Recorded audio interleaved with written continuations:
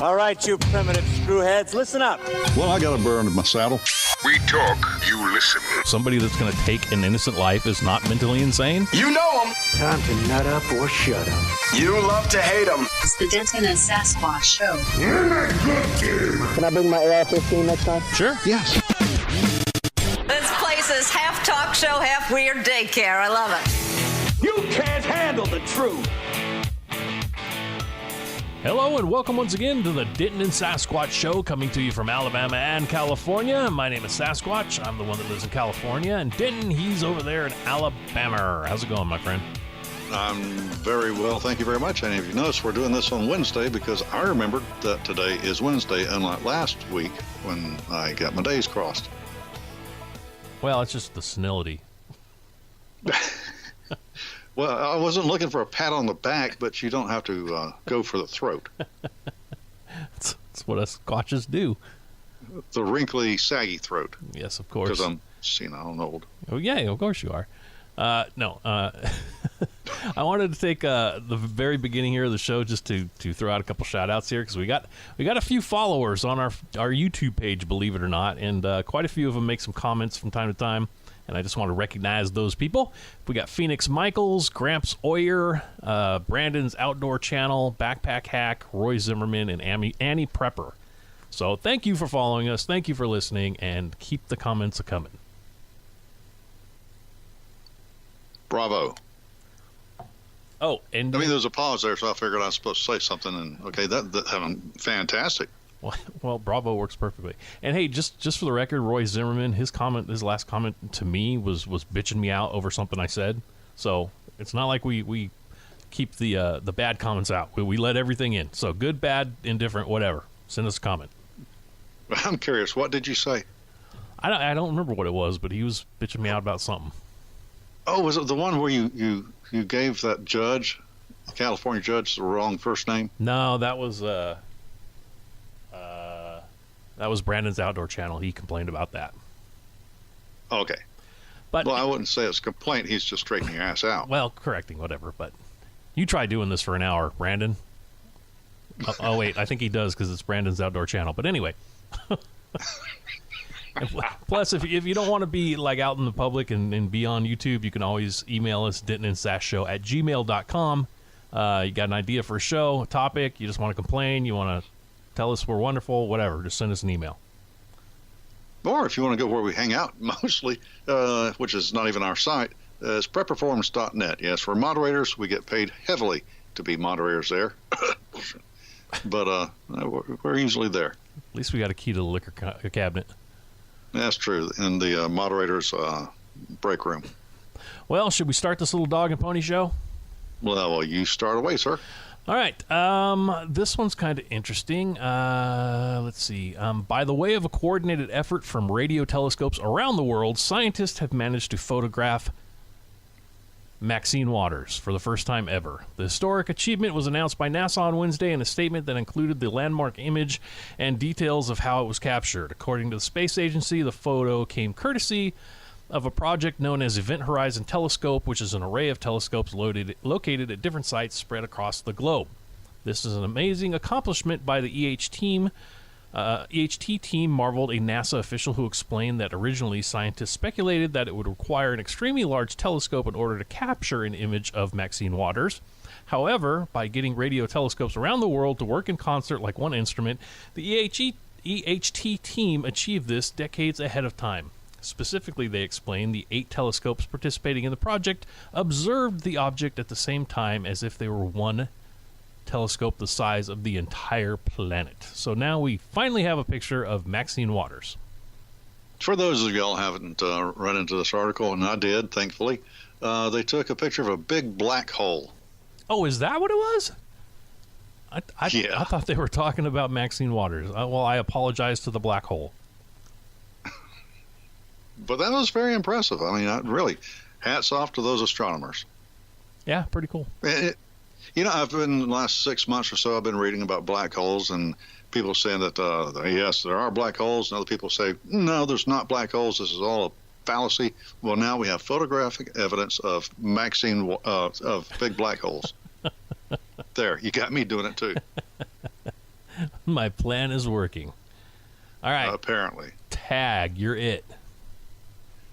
In Florida, as a matter of fact, it's not just in Florida, but it's in the Big Cypress National Preserve, which is down there in the Everglades.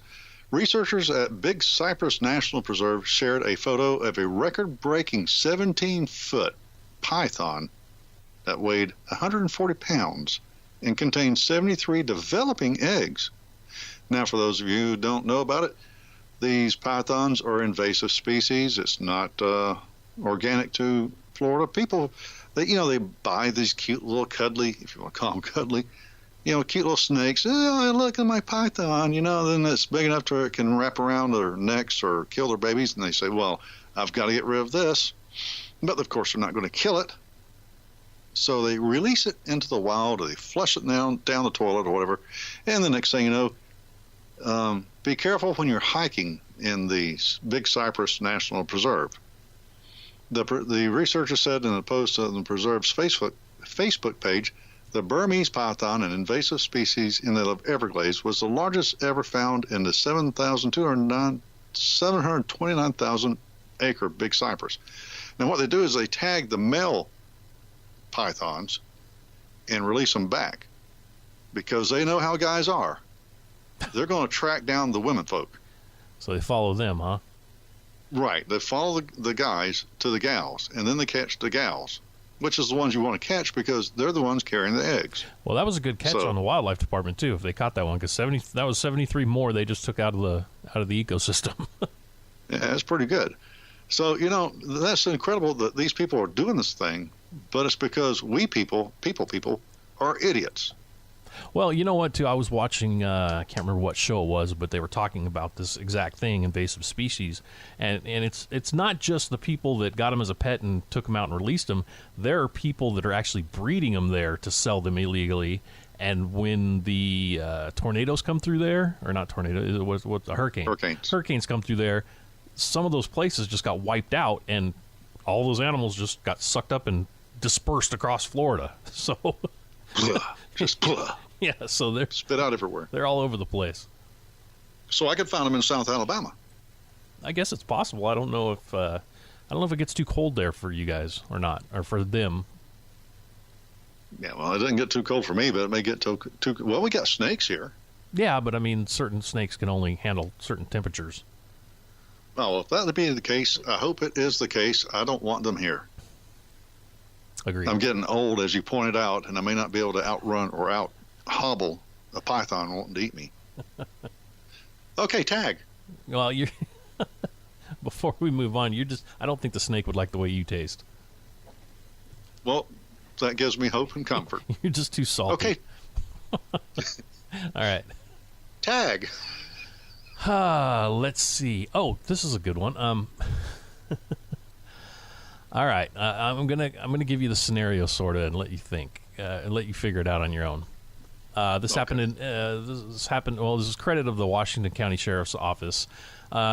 Woman comes home, is kind of getting her stuff, setting her keys down, all that stuff. She hears something in her bathroom. She can't tell what it is. Kind of somebody. Sounds like somebody making noise in there. So she gets on the phone and calls the sheriff's department. Sheriff comes over. They come in. Guns drawn, walk up to the bathroom door, kick open the door, and what do you think they find? You said Washington County. Yes. We have one of those in Florida. What state are we talking about? Portland, Oregon. Portland, Oregon. It was a homeless guy that was tired of being homeless, and he just found a home. That would be a good guess, but no. Okay, I'm out of guesses. It was actually a very dangerous Roomba. A Roomba? Yeah, do you know what a Roomba is? Yeah, that's some kind of crazy-ass exercise middle-aged women do. No. The Roomba is those little round vacuum cleaners that work on their own. Oh, those little robotic things that bounce off things and they Yeah. just run. Yeah. A woman from Portland, Oregon learned that She called the cops after hearing pounding noises coming from her locked bathroom. The cops then showed up at the bathroom scene with their guns drawn and yelled at the intruder to unlock the door. After continued banging and no response from the intruder, the Portland police finally decided to burst into the bathroom with guns drawn, ready to fire, when they saw a Roomba, which is a robot vacuum that was stuck in the corner of the bathroom and continually slamming into the shower door. Then they shot it how many times? Oh, 26. Okay. Until they found out that it was Antifa, and then they had to make them feel better. Of course. Well, they shot They shot 26 times, didn't hit it once. I'm not going to say anything. We may have cops listening. Okay. Well, good for the Roomba. He screwed everybody's day up. Yep. All right, you're it. Well, now we're going to take a trip to Taiwan. Ooh, good times. Yeah, this is a crazy one. This is, by the way, from UPI.com. A Taiwan woman suffering from a swollen eye went to a hospital where doctors found 4 minuscule bees living under her eyelid. What? Hung Chi Ting, the head of the ophthalmology department in Taiwan's Fuyan. I love this. I should have gone somewhere else. Ireland. Wait a second. Are these names or are these the sounds the bees are making? Well, yeah. The Taiwan's Fuyan University Hospital said he noticed what looked like insect legs under the woman's left eyelid and used a microscope to discover she had sweat bees, also known as, I'm not going to try to say that, living next to her eye. The woman identified by her surname, he. Sorry. She was a he. I was just thinking trans testicle. Said she thinks the insects blew into her eye while visiting a relative's grave. Yeah, blame it on a dead guy. Real good for you, woman. Sweat bees are known to nest near graves and fallen trees. Now, okay, she's okay. She was suffering from this, but she's going to be okay. Okay. I'm thinking, I would notice if didn't the buzzing sound give her a clue? You would think. I'm looking. I just typed in sweat bees, and I didn't know what they look like. They're about the size of an ant, so I guess they would be pretty small to get under her eyelid. Under your eye. Okay, think. All right, fine. Think of 4 ants under your eye. What the hell? This woman, I'm just going to say she ain't the smartest. Okay, there would have been a can of Raid in my eyeball. And you feel the little critters moving around. Oh, yeah. That'd have smoked her ass out. Well, they said that they were feeding on her tears. And I can... I can understand. No, I totally understand that because I don't mind feeding on Democrat tears. Yeah, exactly. Our minds think alike. I was going to say the same thing. All right, tag. I bet you if she gave that hospital a review, she gave it a B. Sorry, I couldn't resist. Okay, anybody tuned into this show thinking it's going to be serious? It will be. We're going to have a little bit of seriousness at the end towards maybe, hopefully, keep our fingers crossed. Next, tag, you're it. Well, should we go out? Because I have one that's just funny and then one that's a little bit serious. So should I save the funny for last? Sure, if you like. All right, so we go out on at least a happier note. Well, all right, this one's not bad for anybody else, bad for me because it's California, but the whole Real ID Act here in California is just a flippin' mess. I mean, they've had 12 years to implement this thing, and they've screwed it up every step of the way. And now they've screwed it up where they didn't do it right. So anybody that stood in those 5 to 8 hour lines to get the Real ID is going to have to go back to the DMV because it doesn't pass federal standards. But they just screwed everything up. Let me read this here.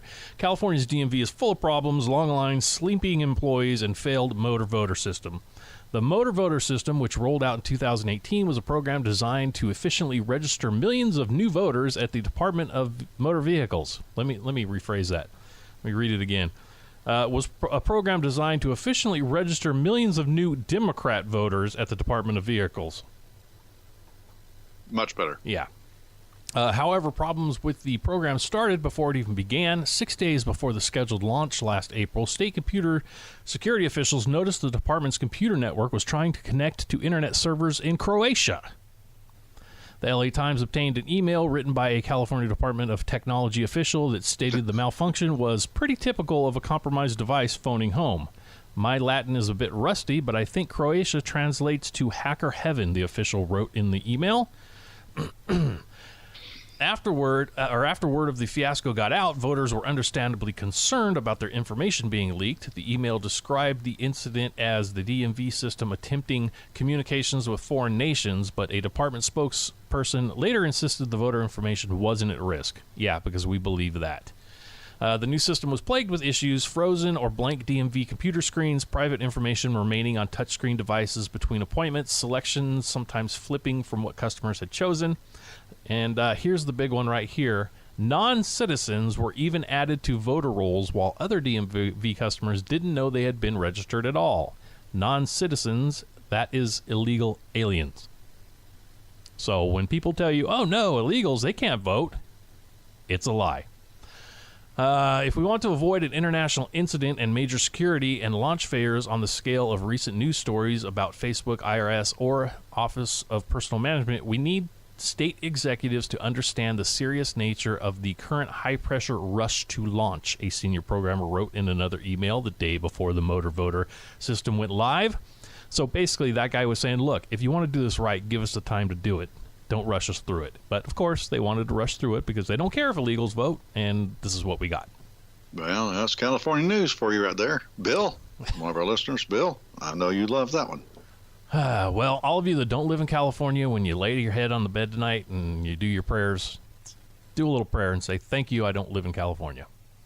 Trust me, every night when we go to bed, we always say grace, and we're happy that we're not you guys. Now, I want to move through a couple of real quick ones. And if it's okay, a little, I wouldn't call them funny, but stupid.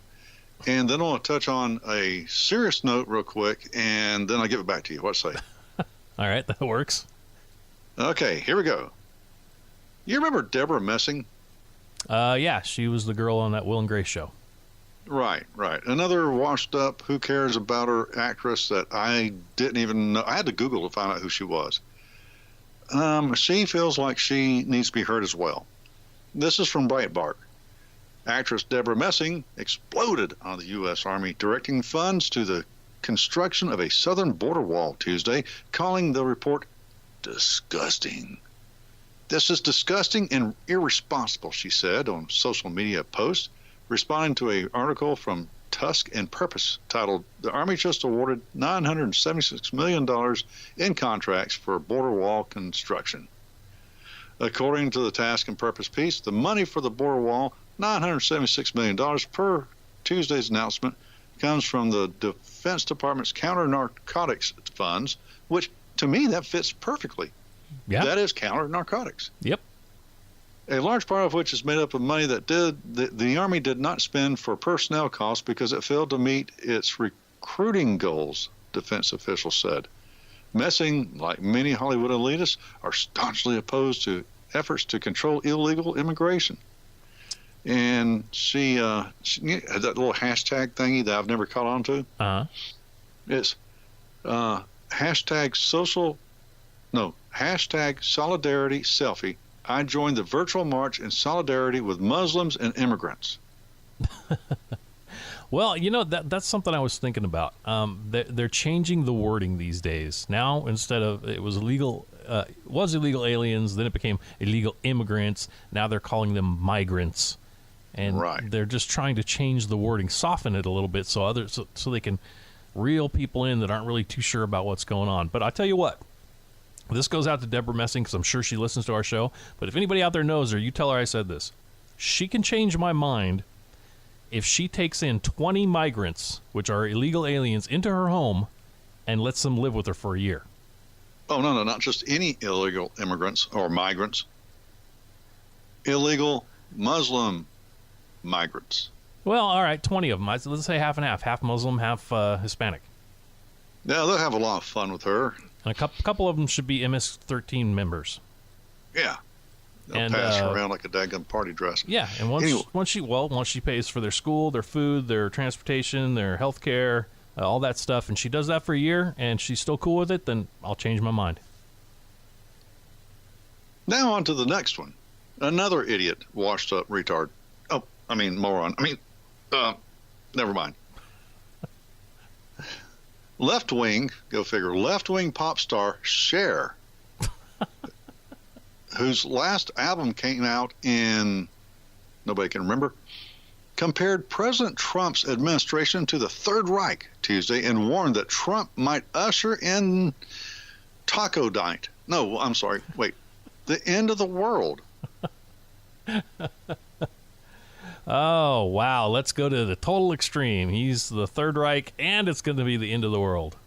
Hysteria much there, Cher? Okay, this is her tweet, twat, whatever. Oh, my bad, wrong vowel. I do not want to hear about Cher's twat. I was going through the vowels and I so stopped. It's unequivocal and indisputable. Trump and his Third Reich are about to deconstruct our government and our country. Sounds like I'm listening to the Food Channel. Deconstruct. What I've prepared for you today, chefs, is a deconstructed country. The people who have no idea about this don't watch Food Channel. Anyway, government and our country, they are liars and criminals with no conscience. And we're not talking about Hillary here, but we should be. And they're winning. Dems fight with fire. FPC, you are down for the count. You won Congress, but what's Congress versus Trump? Score? That's kind of incoherent. Yeah, it's like I'm listening to QAnon here or reading it. Yeah, they won Congress. Cher, you need to learn about the country's government. They didn't win Congress. They won the House of Representatives. They stole the House of Representatives. Now, this is where somebody, these people are being drugged into Congress, to be interrogated or whatever. Somebody ought to drag her somewhere. Okay, show me where Trump is Hitler. Well, that's the left's go-to. When you have no argument, you just call everybody Hitler. Well, that was kind of crazy, but okay. I got to tell you, though, I would pay cash money to see her and Trump do a duet of "I Got You, Babe." I would pay to see that.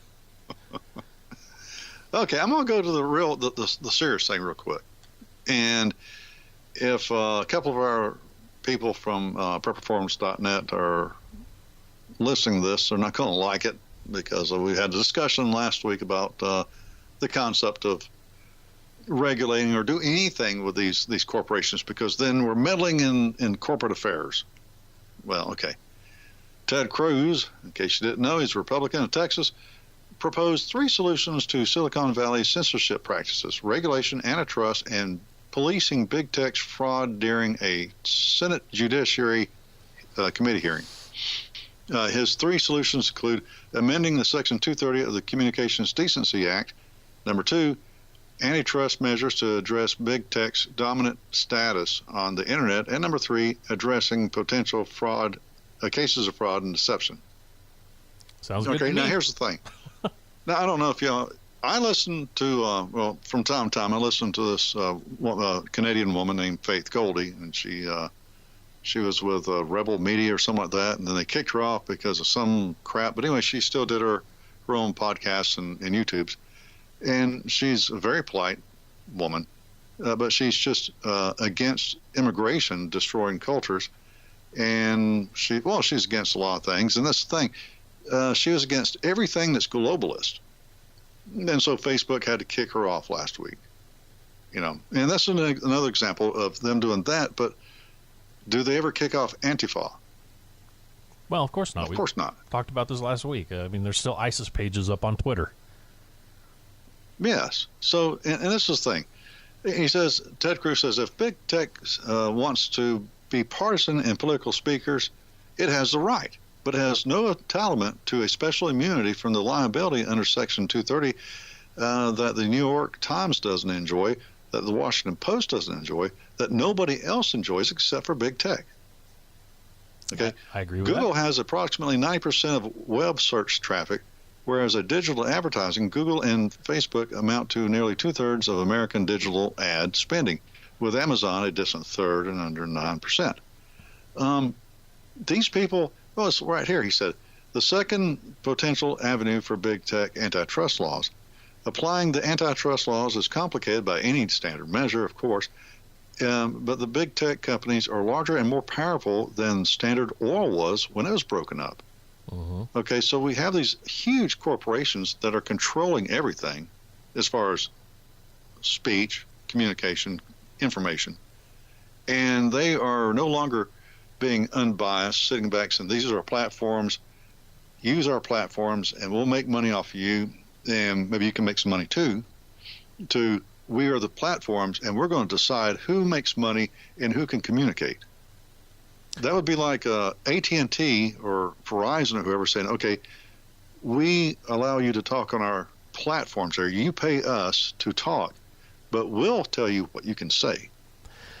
Yeah, and I mean AT&T and Standard Oil both. I mean they sort of monopolized their businesses, and that's why they got broken up. But this is even more sinister than that, because I've mentioned this before. But if you watch the documentary A Creepy Line, it shows how Google uses algorithms to make you think a certain way. Like if they hit you with information the right way enough times, it will get you leaning that way. So really what they're doing is they're pushing their agenda on you while you're using their product. So you're 16 years old, you don't even vote yet, and you go on the computer and you're looking at this, that, and the other, and everything you look up, you're given this information. Now, how do you think you're going to be when you're 18 or 21 or 22 if you have hands-off parents, for example? And Google and Facebook and YouTube, they are now your internet parents. How do you think this country's going to go? It ain't hard to figure out. We see how we're going now. But I skipped one article. I want to go, speaking of tech, and I'm going to go back. I'm going to say this one, then I'm handing it off to you. Okay, you ready? all right. This one I think is kind of funny. Kids shouldn't be messing with tech devices. They ought to be outside playing or crapping in the diapers or whatever. Okay. And a dad found out the hard way. Okay. A Washington, D.C. man said his 3-year-old failed to correctly guess his password and locked his iPad for more than 25 million minutes. Now, I don't like the way this is written. It should be saying a Washington, D.C. man said his 3-year-old failed to correctly guess the father's password. Okay, in other words, it wasn't the 3-year-old's iPad. Let's not say the 3-year-old's doing this, but the 3-year-old had his dad's iPad and failed 3 times, and of course he got locked out, but he got locked out for 25 million minutes. Evan Osnos, a writer for the New Yorker, moron, tweeted a photo of his iPad lock screen, which told him the device had been locked out for, 25,536,442 minutes. More than 48 years. I hope Evan's young, because his toddler had guessed too many incorrect passwords. Then he went to the social media saying, hey, what do I do here? Turns out they gave him an idea. Update on toddler iPad. He did what they said to do. Go to device firmware update mode, and that's going to allow him to restore it from the previous state. So, yes, if you lock yourself out on your iPad, apparently you can undo it. Thankfully, elsewise, that kid was going to get a 3-year-old butt whooping. Been my kid. Well, I mean, if he went to the internet to ask for advice, what people should have told him is, get your kid some toys. Exactly. Okay. Tag, you're it. All right. Is that all of them for you? Is this the last one? That's it. All right. Okay, a little backstory on me. When I was younger, I was kind of a jerk. I did some stupid things that I probably shouldn't have done, but nothing ever bad. I didn't go to prison or anything. And mostly the reason for that is because I'm the kind of person, I have the kind of luck where if I did something, just the dumbest thing would happen and I'd get caught. So, that's basically what kept me on the straight and narrow. Now, if I were going to sell illegal weed, this would have happened to me. High winds have smoked out some high times in Glendora. On Tuesday night, a fallen tree crashed into a couple of ranch-style homes, exposing an illegal marijuana operation growing over 400 plants. A neighbor named Russ says the tree did a lot of damage, penetrating the roof and starting a huge fire upon impact. One of the grow lights came in contact with what was growing and started a fire. Russ says that he didn't have any idea that his neighbors were growing marijuana. They were apparently renters, and they were just seen on occasion going in and out. This was an enormous tree and probably larger than 90% of the trees out there.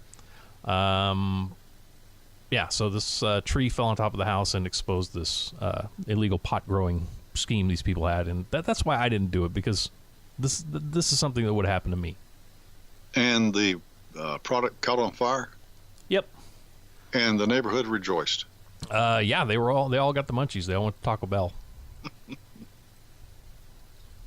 Well, that's a horrible story. I thought you were going to end up with a high note. It wasn't horrible. It was funny because these idiots, they thought they had everything right. They had it inside the house and it was hidden, and they were growing their weed, and then a dumb tree falls on it. End up on a high note. No, never mind. All right, I got you. I didn't catch it the first time, but I got you now. Well, I thought this was a pretty fun show. Yeah, it was both hilarious and entertaining. Yes, I caught that too. Oh, well, okay, I want everybody to remember that you can contact us, Denton and Sass Show at gmail.com, prepperformance.net. Go to YouTube and you can leave a comment. But while you're doing that, just remember that this was a show of levity, but that doesn't change the fact that as a nation, probably as a world, we are doomed. So, Sass, what should we do? Well, if you want to make it a show of levity, drink up while you're listening. Y'all have a good night. Talk to y'all later. Bye.